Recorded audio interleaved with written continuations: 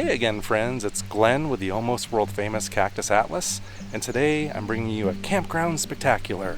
I'm spending a couple nights at Escalante Petrified Forest State Park in Utah, and we're going to do our campground thing. We're going to explore the grounds and do some hiking and look for some petrified wood. It's going to be a fun one. Well, so I've been here at the campground for a couple hours and set up my tent. It's been very gusty, so I've been trying not to film, had some technical issues with my other camera, and here we are now getting ready to give you a quick tour of my campsite before it gets dark. Alright, Site 18 is representative of everything I've seen so far here. In terms of amenities, you get basically a few things. You get a stand-up grill, very similar to how they do it at some of the Nevada state parks, but you also get the ground fire ring also, which is nice. So you can build a fire on the ground if you like, and there's no fire restrictions currently when I went to the visitor center. And by the way, they do sell wood there up until 7 p.m., so something to note. Every other site that I've seen so far also gets a pavilion for some shade, a little covered awning, and they're typically paved and level, and of course you have the area where you're going to pitch your tent. Now I haven't seen any tent pads, like in the sense of like a area that's constructed, and what you typically have here are areas like so, where you have plenty of like sandy ground that was easy to stake in all over. So each site that I've seen seems to have a little area to put a tent. One of the features you could see here at this campsite is a beautiful view of that reservoir out there. In many of the sites, especially those that are in the like 30s, 40s, and 50s that we'll look at later, have beautiful reservoir views, probably the best in the park, and are good for really huge RVs to boot. And they've got electric power over there, so something a lot of you are going to be interested in. So this is the Wide Hollow Reservoir. I assume the dam that created the reservoir. I see some land out there. I don't know if that's it, but anyway, there's lots of water sports here. People were kayaking. Still a little chilly for my tastes in mid-May. If you understand where I'm at, you'd understand that we're at a higher elevation. So, but basically, this place is awesome. With the wind the way it is, though, I wouldn't want to get out there on a kayak. That would not be fun.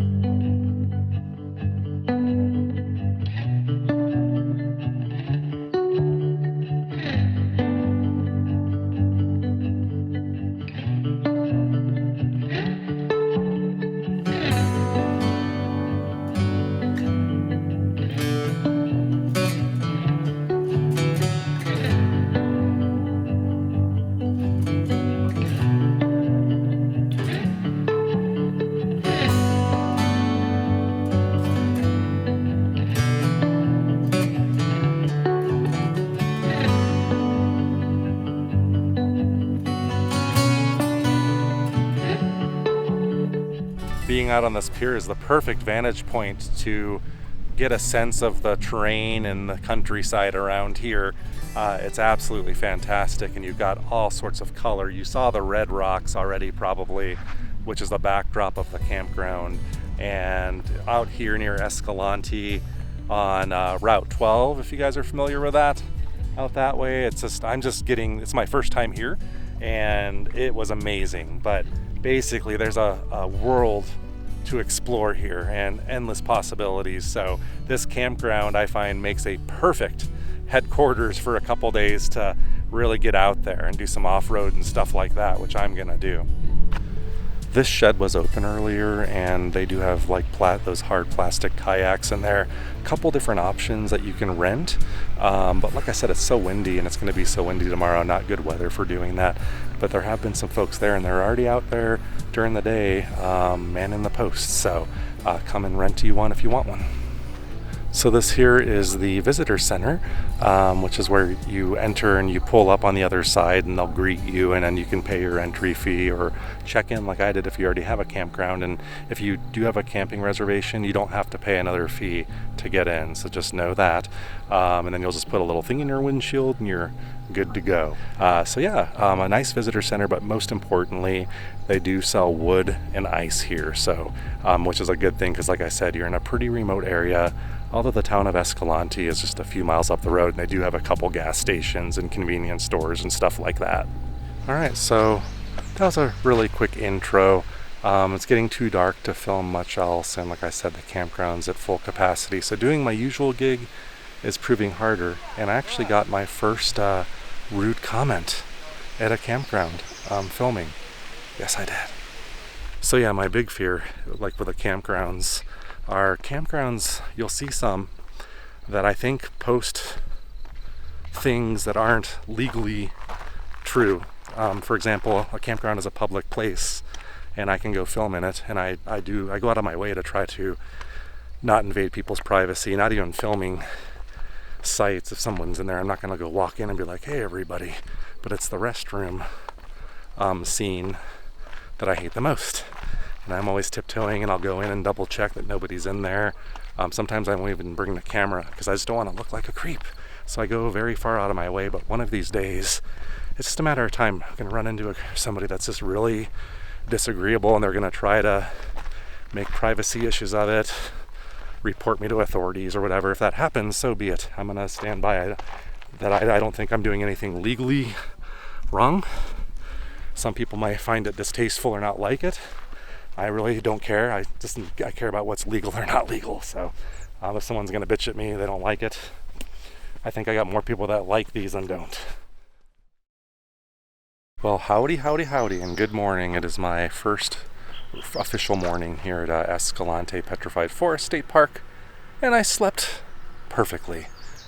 Pretty quiet. There were some people hanging out pretty late, but they were reasonable. But overall, it's beautiful, and right now the wind is very calm, but you will see that's supposed to change significantly as the afternoon rolls in. I still owe you a little bit of a campground tour to go look at some sites, and I took my watch off, but it's probably like in the 8 o'clock hour in the morning, and a lot of people are vacating. So what I thought we'd do is go hike the trail here and seek out some petrified wood, give people a chance to eat their breakfast and move on, and then we'll go find some vacant sites to look at together. Well, we're here at the trailhead. We have to ascend this hill, and I don't know how far it goes. The trail is rated as moderately difficult. I'm gonna guess just because of all ages and fitness levels, I'm gonna guess it's probably gonna be on the easier side. Then again, I'm kind of out of shape, as usual, so we'll find out. But petrified wood. I was reading the signs, and it sounds like a very similar story to what you would read about at Petrified Forest National Park in Arizona. It's hard to, for someone that's been to Petrified Forest National Park, it's probably going to be difficult to impress, but we'll see. But the story of how they formed seems very similar, and I'll talk a little bit about that as we walk up to find this stuff.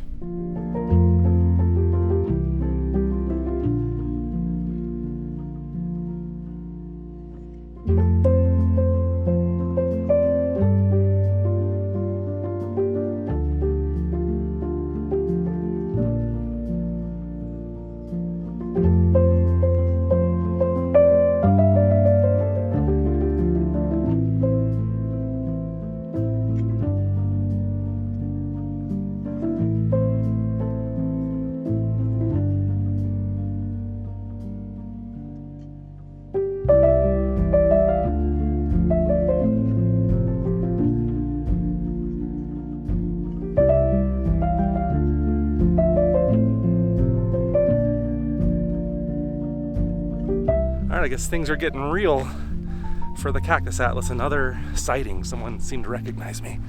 So, which, after doing years of videos on YouTube, people camping, travel and use it for help. So I guess I'm not surprised, but it's weird. I don't like being recognized. It's the irony of doing this. It seems like this trail just kind of goes around the campground a little bit, giving us more good views of it down below.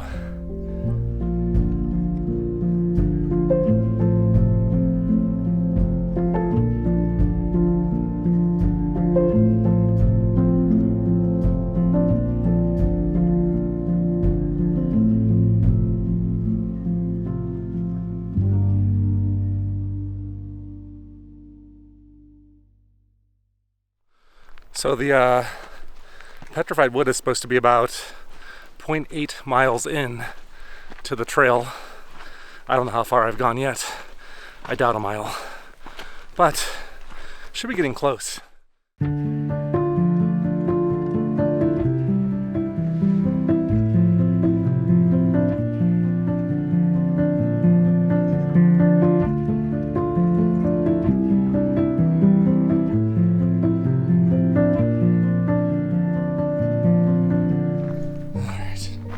Somewhere off this direction is a feature called the Devil's Backbone. Or I'm sorry, Hell's Backbone. A dirt drive you could do that I really want to do. The smell back here, it's like pine trees almost, because we're surrounded by these junipers, I think juniper berry. Is that what that is? Yeah, it smells like gin. I've heard from many Texans, especially those in the Austin area, about their cedar allergies and how these trees get red there and people get sick. Sounds really bad. My question for you in Utah is, do you have that here too? I would imagine these are of the same variety or family, right? Aren't they cedars? Aren't juniper cedars? I'm not sure. I've never had issues in Arizona though. I've never seen the red pollen either. So I wonder what variety they have out there, or are they essentially the same?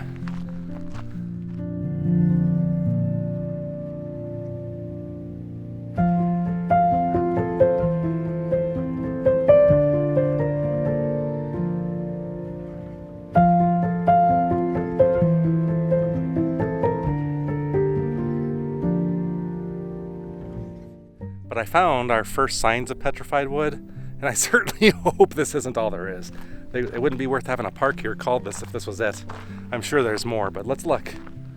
There's another nice little piece with some good coloration, nice crystals on it. You see all that?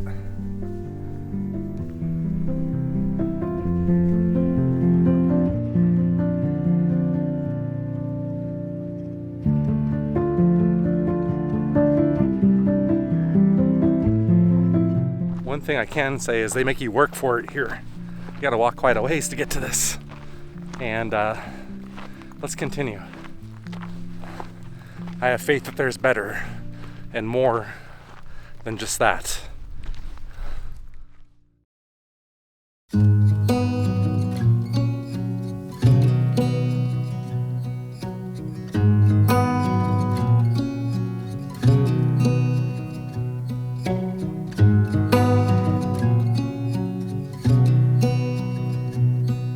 I'd say so far this is at least the best view of the trip, of the reservoir and the campground down below. We did come all the way up the cliffs in the end, and that wind is starting. You hear that? You probably can. You hear the but it's still early, but I'm afraid I'm gonna get back down to camp and get ready to observe and get some of the rest of the campground film before it gets too unmanageable. So I'm looking through my camera at times, not paying attention, so I get paranoid.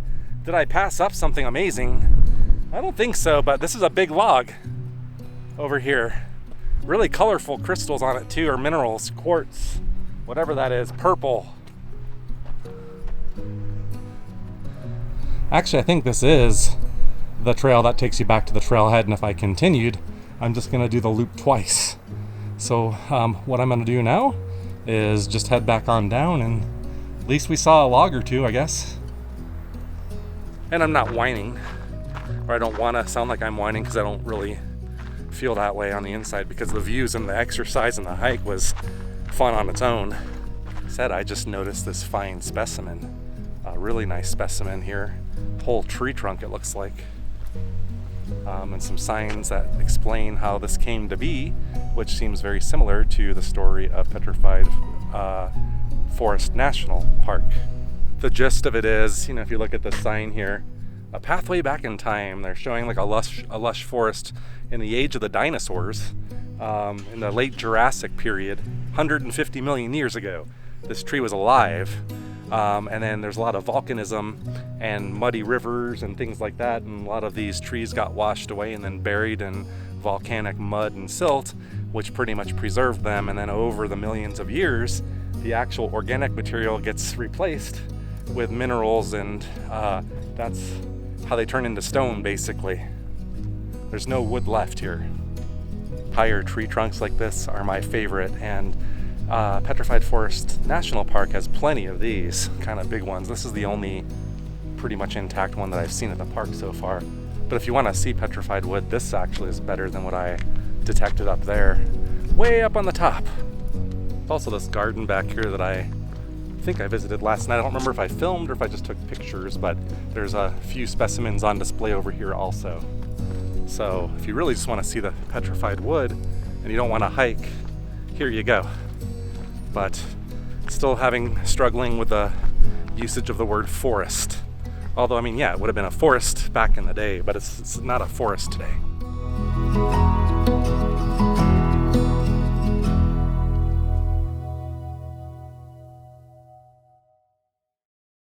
Ask and you shall receive. There's a little sign here that denotes this is a Utah juniper. So you can see the little juniper berries.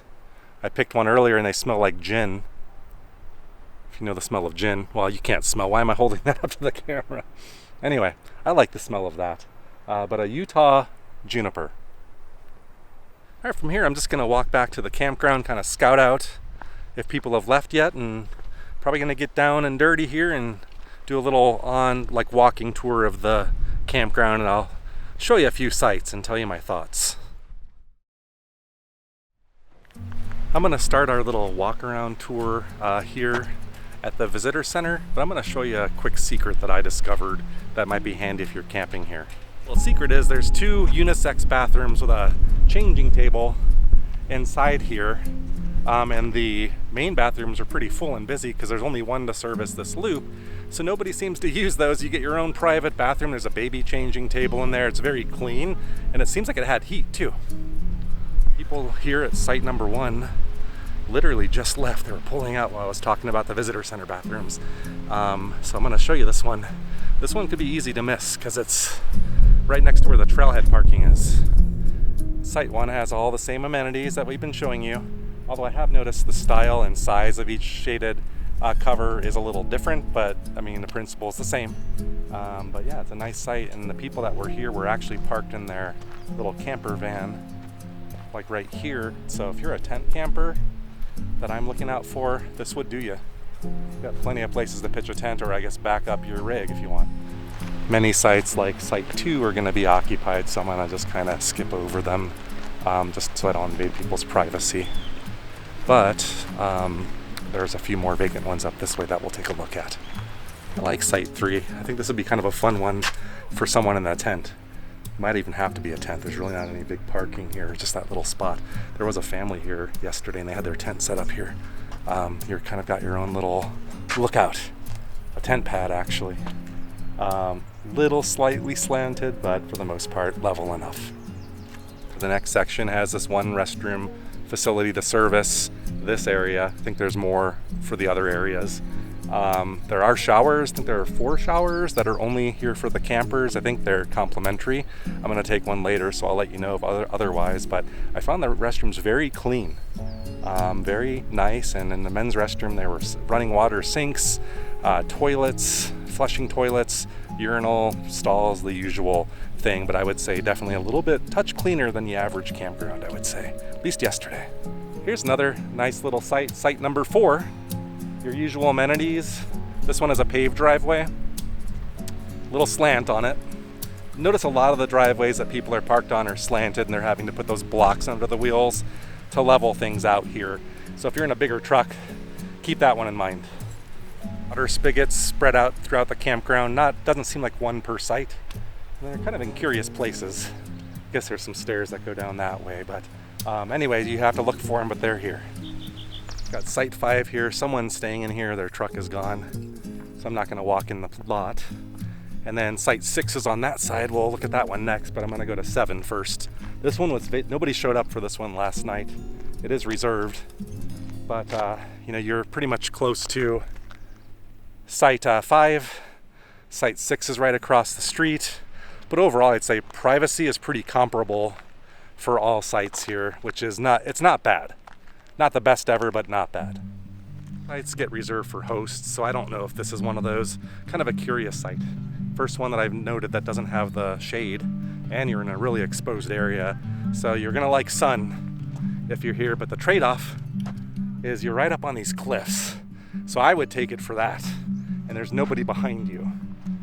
And you got all this really nice level ground up here to pitch the tent, but I don't know if that belongs to the next site or not.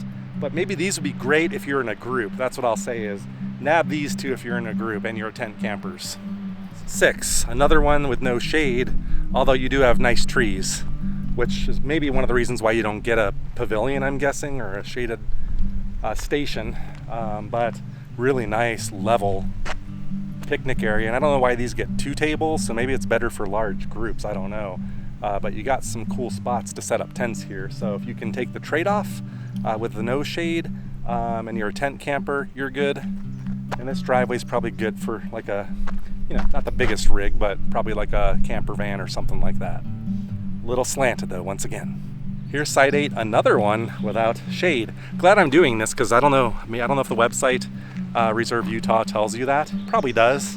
But site 8, another one, like a nice little pull-out driveway here, probably big enough for like a, something like one of those vans, but basically a good site for tent campers if you're okay without the shade and you don't really have any trees here to give you shade. As we round the corner, site 9, and all of these are taken, so I'm not going to film on this stretch. Yeah, pretty much everything here is reserved. Okay, so now we're back at my site, but the actual numbers continue this way, and you're gonna see some sites that have electric hookups over here. I didn't see any yet. I don't think I missed them if there were, but I think there are a couple spread throughout here that might have some, but if you need electric, you're gonna start getting into that stuff here shortly.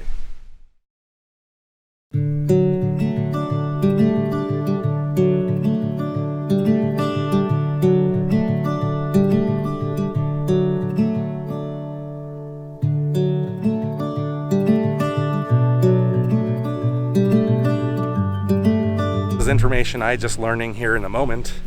You could see this does have electric hookups. It's more expensive because of that. It's like $30 it looks like, but site available for one night only. They don't let you book it for multiple nights, I'm assuming, because it's so in demand. Kind of sucks, but you do get your own water and electric here at site 15. Site 15 would do just fine for a tent camper also. Nice little spot there, level, I would say, and no shade. There's a group site back here also, the Lakeview group site, which is actually being used. Looks like you have areas to set tents up back further, which is nice. And plenty of parking for your group.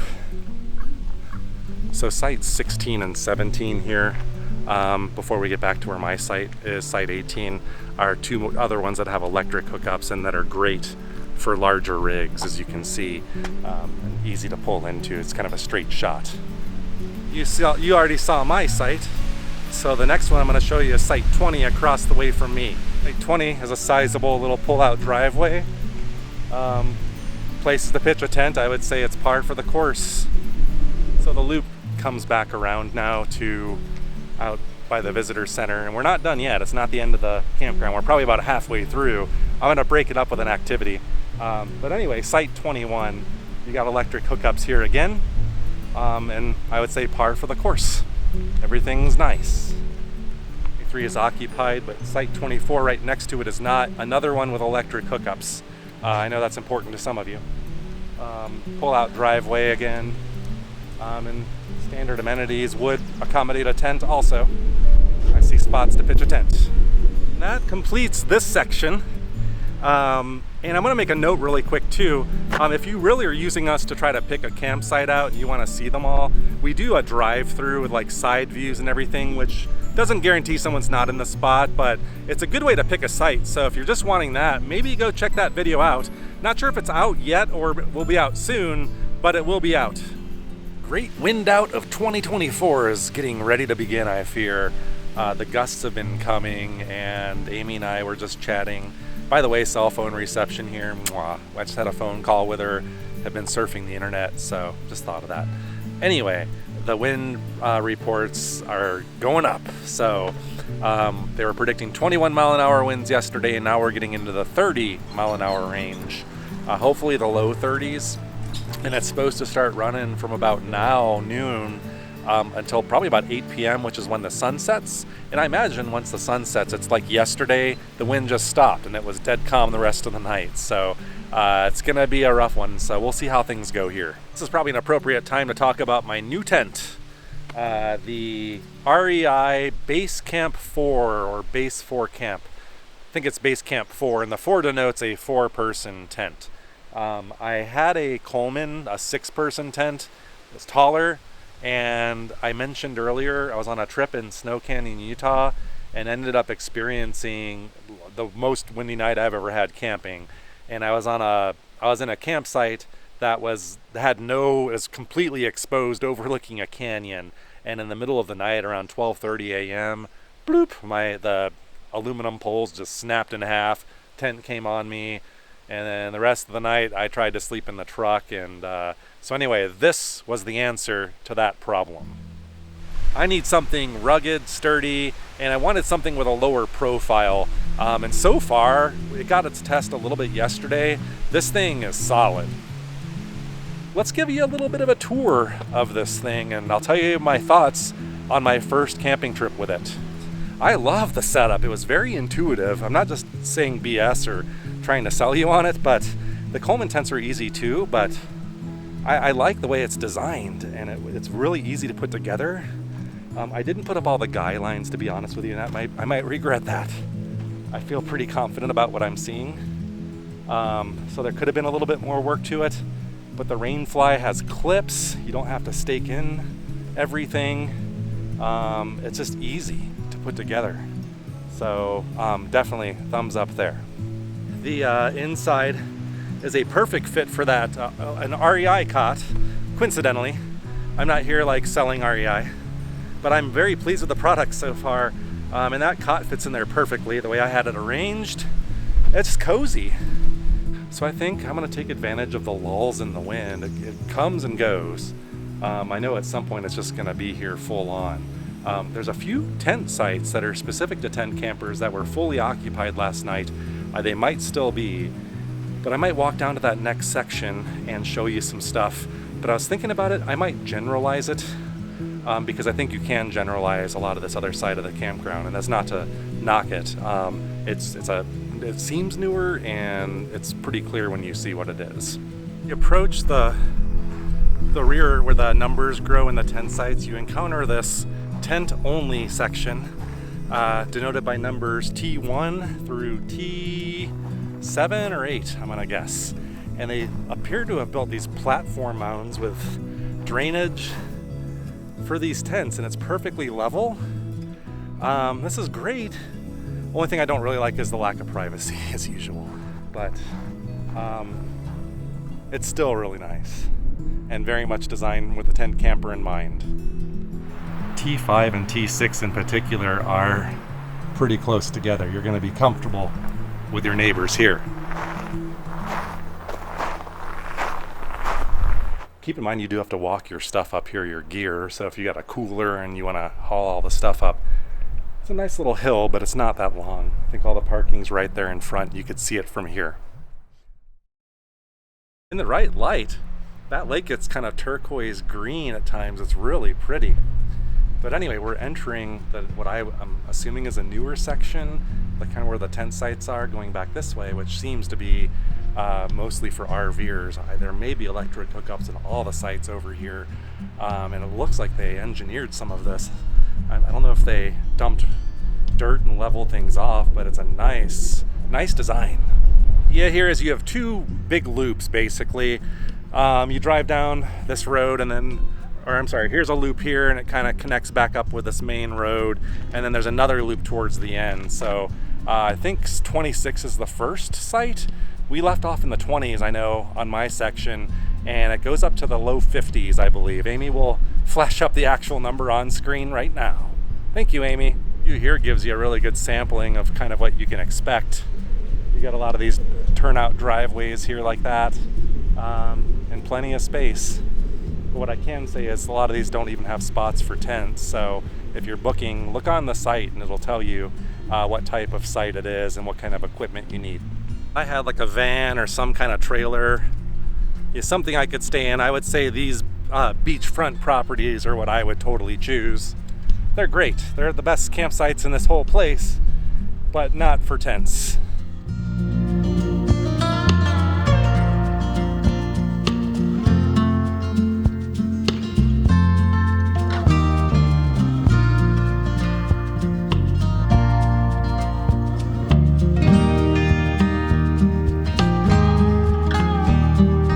Site on our tour today is site 36.